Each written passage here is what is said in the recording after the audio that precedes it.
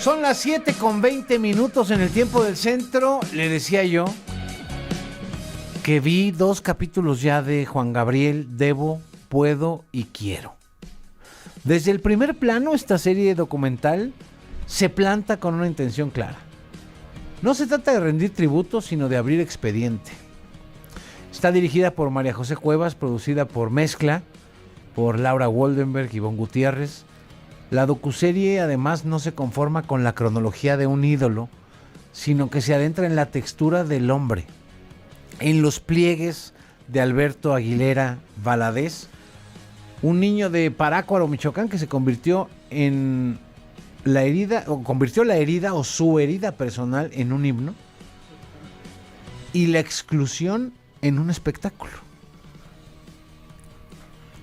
María José Cuevas, qué gusto, por fin. Qué emoción. Mira, ¿hace cuántos años que platicamos? Alguna vez que estabas investigando los archivos de Juan Gabriel, ya tiene, Sí, yo no sé si cuando tenga como estábamos casi haciendo una década. La Dama... Menos. De Juan Gabriel De Juan empezamos Gabriel. con que somos el mismo equipo, además que estábamos haciendo La Dama del Silencio, La Mataviejitas, con Mezcla, y de La Dama del Silencio pasamos automáticamente a Juan Gabriel, el mismo equipo de producción y creativo.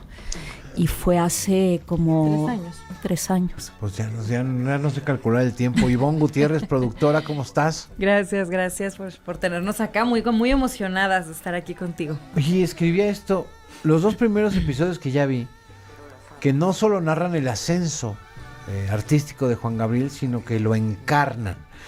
Y me parece bien interesante esta perspectiva desde la perspectiva de Juan Gabriel, porque finalmente tienen acceso al archivo de Juan Gabriel, que era un documentalista sin saberlo quizá.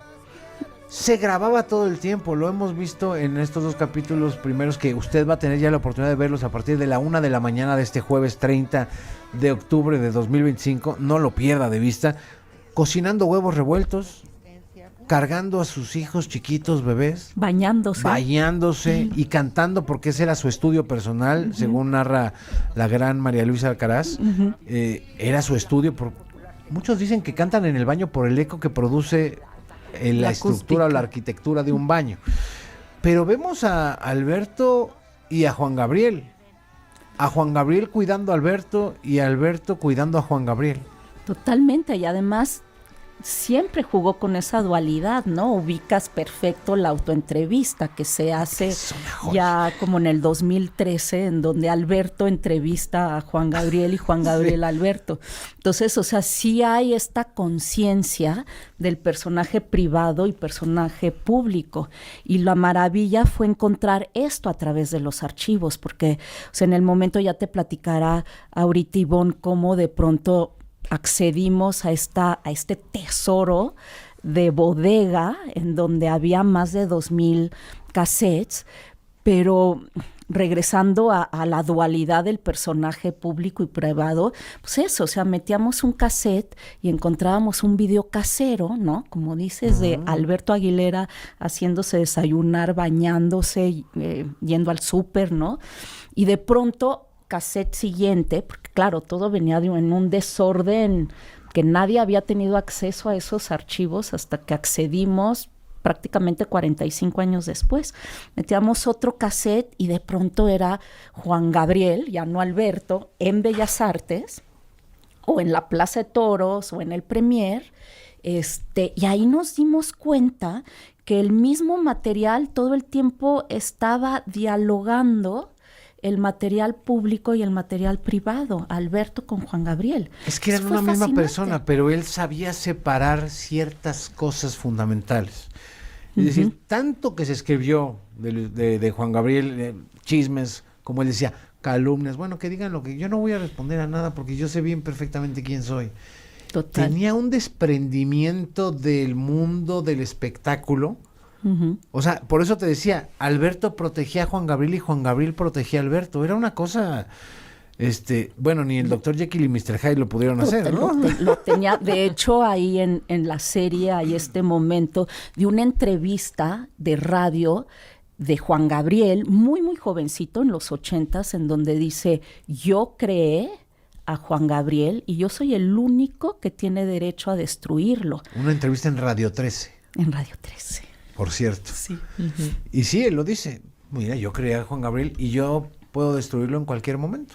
Pero eso es Soy interesantísimo. el único capaz de hacerlo. Soy el único que puede destruir a Juan Gabriel, pero eso es interesantísimo porque quiere decir que absolutamente nada, ni los moralinos, ¿no? Ni ese contexto conservador, machista. Estamos hablando de finales de los 70.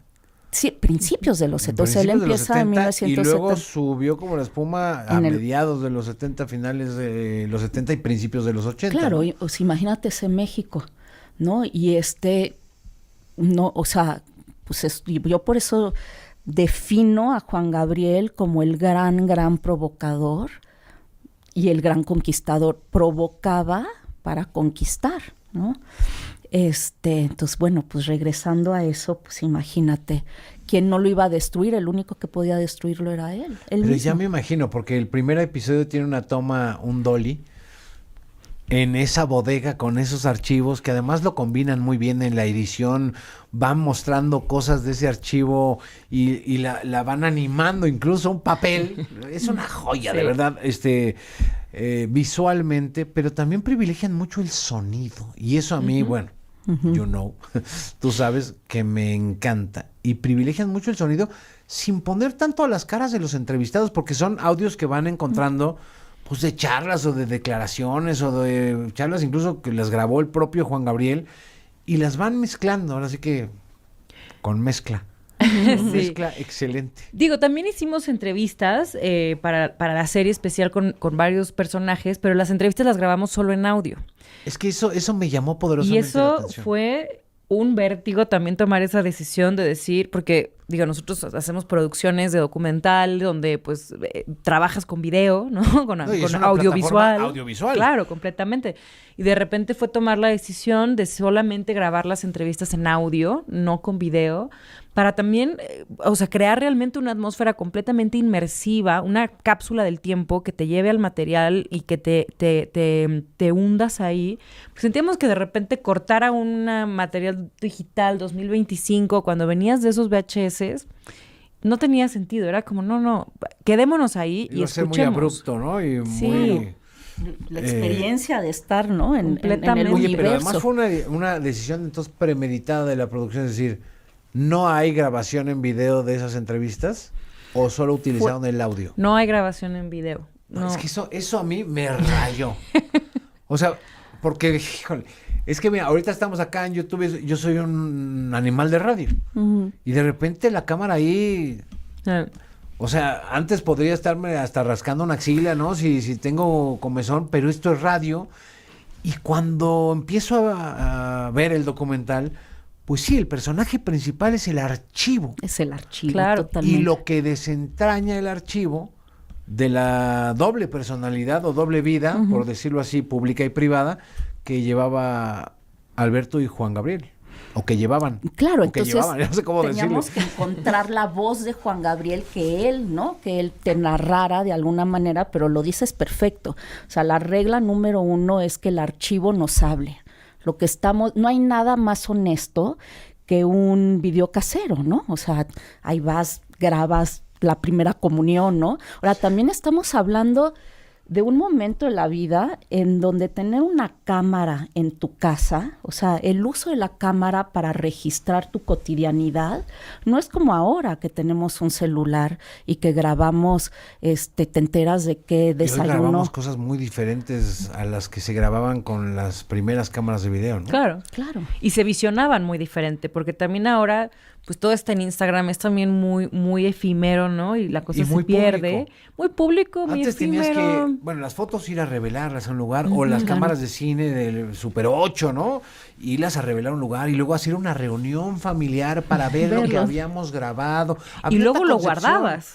O no, o metías el VHS de pronto decías, ¡Ah! Tengo que grabar siempre en domingo porque va a salir Juan sí, Gabriel y borrabas metías el el video familiar VHS de la abuelita o algo. ya habías Claro. ganado. Entonces, porque le ponían los diurex ahí a los Claro. hoyitos aquellos, o incluso de audio, ¿no?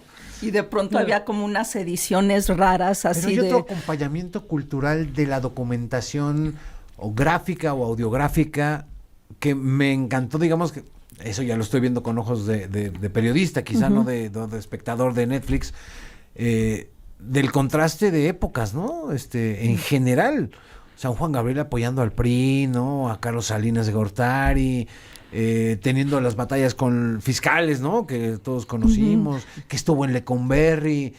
¿Cómo definirías, después de adentrarte en las venas de Juan Gabriel y de Alberto, vía los archivos, cómo defines al personaje ya a la luz de haber visto terminado el documental o la docuserie? Pues yo lo defino justo con todos estos claros oscuros, pero también es un personaje que se salió con la suya en todo. Yo digo que era más grande que cualquier poder. O sea, en un México que solo había una televisora, o sea, siempre en domingo tenía el poder de hacer brillar a los artistas. O sea, él nunca perteneció realmente a eso, ¿no? O sea, él pasa, pues, o sea, eso.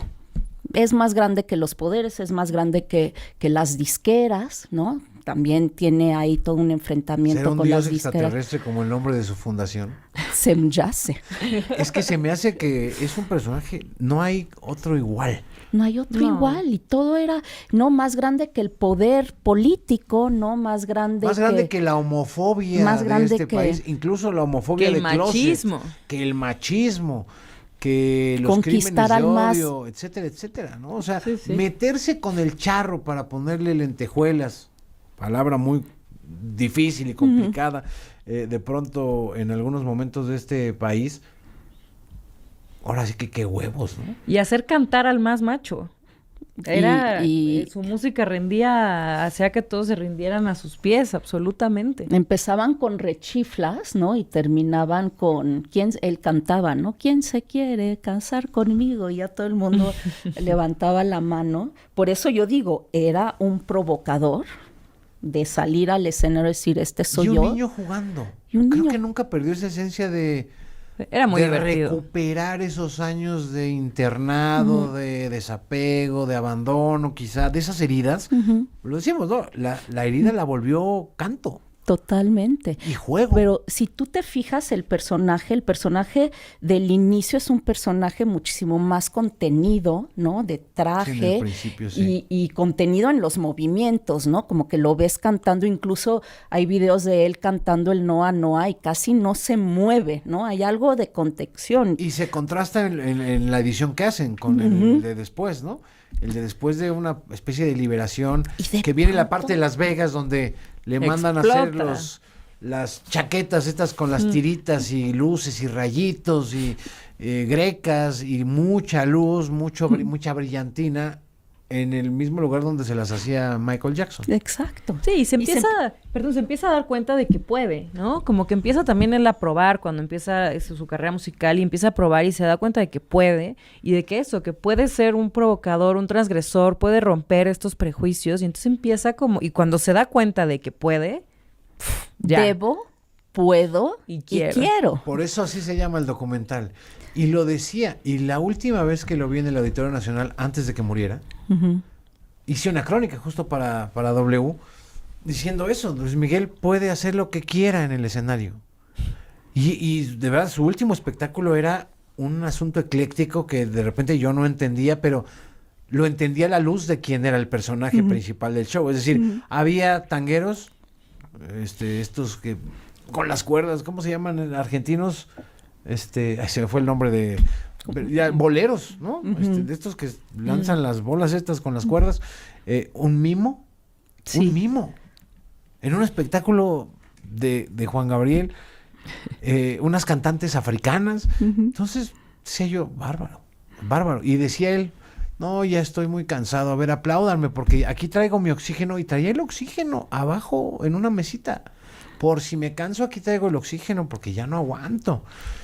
Por eso tienes que llegar al capítulo 4 para que entiendas. A la 1 de la mañana voy a ver el 3 y el 4. Ese momento en donde, pues, lo que le daba vida, ¿no? A pesar de ya no puedo más, era hacer el show. O sea, él me queda clarísimo que quería morirse en el escenario y le falló por 2 días, ¿no? Porque estando ya mal, pues hace una gira. Tenía una fecha. Sí. Quedó ahí pendiente. No, ¿O no tenía? tuvo un concierto 2 días en Los antes, Ángeles claro. 2 Fue 2 días días antes de antes, o morir. sea, un viernes y murió el domingo. Finalmente fue donde murió, en Los Ángeles, California. Y que además tenía una casa donde iba, ¿no? Impresionante, ¿no? Bueno, Oh, tenía muchas Eso casas. decían a su equipo, le decía, a ver, ¿aquí tenemos casa o no? Sí. Y ya Y si iban no, a- pues compremos una. Y si no, ¿cuánto cuestan aquí las casas? Y se escuchan las grabaciones. Tiene un valor. Es que él estaba muchas veces detrás de cámara, entonces Sí. también se vuelve... Él grababa. Él grababa mucho y lo escuchas grabando detrás de cámara, entonces se vuelve también muy especial que él es el camarógrafo de su propio documental, el protagonista y el camarógrafo. Por eso te Alberto, digo que ¿no? Es una cosa multitask, ¿no? La personalidad de Alberto y de su creación. Primero Adán Luna. Adán Luna, que además No se lo lo sacó de un olvidemos. cómic, el nombre de un como Superman, ¿no? Ajá. Yo ni conocía, la verdad, ese personaje de cómic. Y luego le dijeron, no, ¿cómo Adán Luna? Pues es que nos vamos a meter problemas con derechos, ponte otro nombre. Y se puso el nombre de su papá, ¿no? El segundo nombre. Segundo nombre, Gabriel, su Gabriel. papá. Y Juan, pues, porque se le hizo común, o la combinación, vete a saber, en un asunto muy así, serendípico, casuístico, sin glamour ni mucho menos, ¿no? Y Adán Luna, ¿no? Pues era un adolescente, Adán Luna, ¿no? Pues ahí El Adán empieza de la Eva y la Luna del amor. el amor Vete a y saber. de ir a cantar al Noa Noa. Inmortalizar, Oye, pues, pero el Noa además Noa. tenemos la posibilidad, María José Cuevas, directora de esta docuserie, Ivonne Gutiérrez, productora, tenemos la posibilidad de asomarnos, de casi hacer un acto de voyerismo Total. en la genética y en la biografía de Juan Gabriel, de cómo incluso salieron las tonadas de algunas canciones. Ese primer episodio, cómo abre y cierra de No tengo dinero a Querida, híjole, no se lo puede perder. La secuencia de Querida te saca una lágrima, o sea, pero sin duda, ¿no? Te pone la piel chinita. Y diste en el clavo del voyerismo, así nos sentíamos como unas espías, ¿no?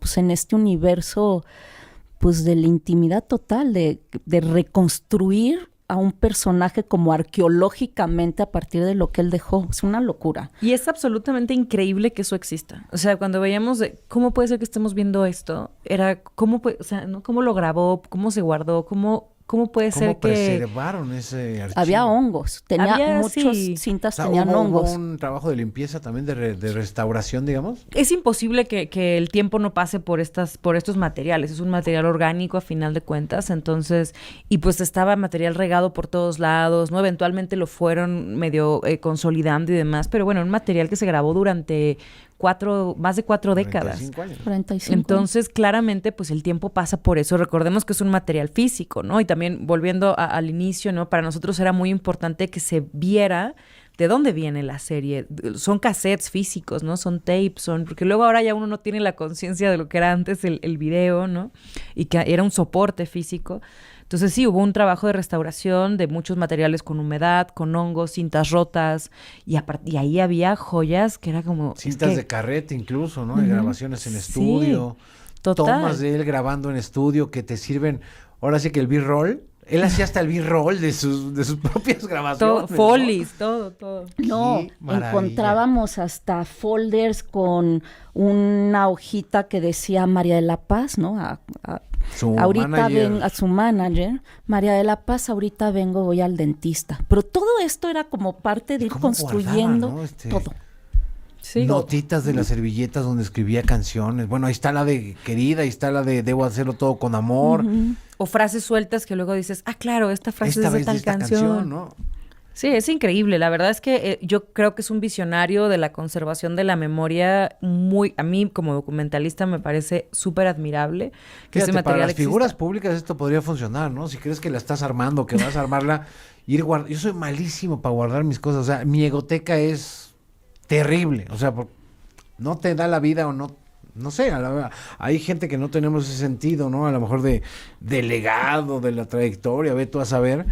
Pero este ejemplo, de verdad, en todos los sentidos, desde antropológicamente social, psicológicamente y como carrera artística, es una joya. No, es único, es un tesoro.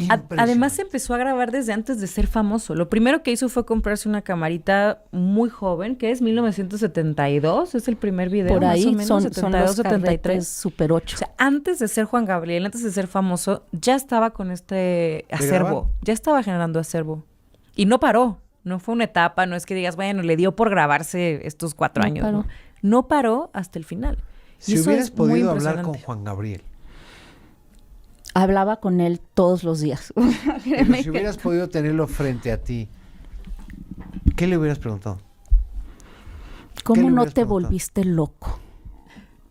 Creo que eso es lo que yo era mi sensación de dónde viene Alberto Aguilera, pasa a ser Adán Luna, El niño abandonado, Juárez, Los vacíos. La muerte de su padre, ¿no? El padre ausente, pues. Ese personaje, ¿en qué momento te conviertes en el ídolo más importante, no de México, de Latinoamérica, ¿sabes? O sea, ¿cómo no te vuelves loco? Oye, ¿te imaginas que a lo mejor te hubiera contestado con algo tan sencillo como Juan Gabriel, no? Seguramente, porque... Una frase. Siempre tenía algo que contestar, ¿no? O sea... Hay una parte muy emotiva que además me llegó muchísimo porque está mi maestro de periodismo, Ricardo Rocha, entrevistándolo en esos programas de en vivo, que yo los veía con mi mamá, y que duraban hasta las 6 de la mañana. Para gente y que grande. Rocha alguna vez me contó. Y Emilio Milo me decía, síguete. No, hombre, vas a cortar el programa. No, síguete. Y ese programa lo inventaron para poder vender y anunciar cigarros y alcohol que ya estaba prohibido en horas familiares. Por cierto. Pero en el momento en que Rocha le empieza a leer las llamadas del público y que no aguanta el llanto y le empiezan a aplaudir, él no puede decir nada de qué siente de que la gente lo quiera. De que la gente lo ataque, ¿no? Porque de que la gente también lo atacaba. Mucho. Pero al final la gente lo acepta, ¿no? Hubo una redención de todos nuestros males. Y veías lo mismo políticos que funcionarios de Estado, que a Carlos Monsiváis con Lucha Villa, o a Verónica Castro con Cristian Castro Chiquito. O sea, era una amalgama de la sociedad. No, si es un contexto, o sea, entras a ese contexto, ¿no? Y, no, bueno, sí es una joya y es un viaje en el tiempo. Sí, y entiendes mucho, ¿no? Rompe todas esas fronteras, ¿no? De clase, generacionales. Lo ves igual en un palenque que en el Premier. Lo ves igual hace 40 años que hoy, ¿no? Hoy lo seguimos cantando. Generaciones. Es como una cosa muy increíble, como es tanto omnipresente. Sí. Es que es un ídolo. Una leyenda. Sí, ya pues, es una leyenda, ¿no? ¿Cómo no? ¿Cómo no? Híjole, que podríamos seguir platicando horas porque de verdad vale la pena. Ya nos iremos a echar unos mezcales para la mezcla. Por favor. Por favor. Mezcal mezcla. No se lo pierda, de verdad vale muchísimo la pena. Es una joya de museo documental. Así se lo digo, de la historia de uno de los personajes pues más importantes de la cultura popular mexicana. Total. Yo creo que está Pedro Infante por un lado, por ahí. Está José Alfredo por allá. Quizá Agustín Lara. Y Juan Gabriel. Pero Juan Gabriel así como del pueblo. O sea... Juan Gabriel para todos, que eso es lo que es increíble. No uso palabras... Rebuscadas. Rebuscadas porque ni me las sé. Para que toda la gente entienda lo que quiero decir. Yo creo que esa es también la maravilla de Juan Gabriel, que nunca perdió esa autenticidad. O sea, siempre estuvo consciente de dónde venía y nunca renegó y nunca pretendió ser... Quien no era. Y eso obviamente, ni estando. Y eso hizo tener esta cercanía con todo tipo de gente, ¿no? En todo tipo de escenarios. Era un personaje completamente auténtico y libre. Y querido. Y querido. Al final querido. Incluso por quienes lo denostaban antes. Ya para cerrar, en el mural de Juárez, este mural gigante que se inaugura además él estando vivo, hay una frase que dice: felicidades a todas las personas que están orgullosas de ser quienes son Juan Gabriel. Y nos acompañó mucho esa frase desde el principio. Incluso un momento de Raúl Velasco dando una entrevista diciendo, yo no presentaba siempre en domingos sexos, presentaba talentos. Totalmente. O sea, para quienes en aquel entonces, en los 80s de Televisa y el PRI, todo aquello y la persecución, pues ver también las luchas internas que de repente un hombre como Raúl Velasco podría haber sorteado, no me quiero imaginar cuántas, adentro, ¿no? Totalmente. Del sistema. Y aún así, Juan Gabriel prevaleció y prevalecía siempre. Qué caro. Hasta hoy. Hasta el sol de hoy. En fin, se estrena 1 de la mañana, tiempo de México, en Netflix, el documental Juan Gabriel, Debo, Puedo y Quiero. Son 4 episodios, duran más o menos 1 hora cada episodio. Ya vi la mitad, me voy a desvelar por su culpa esta noche. Sin duda. Va a valer la pena. Con gusto, y con gusto. Valdrá la pena. Ivonne Gutiérrez, gracias. Mil productora gracias. de esta docuserie. María José, queridísima María José Cuevas, gracias. No, gracias a ti. Qué maravilla estar aquí. Igualmente, de verdad, siempre es un privilegio poder platicar las historias que luego usted verá con sus propios ojos. Y también escúchela, ¿eh? Si puede con audífonos, híjole, se lo recomiendo ampliamente. Son las 7:46, pausa. Ayúdame a olvidar.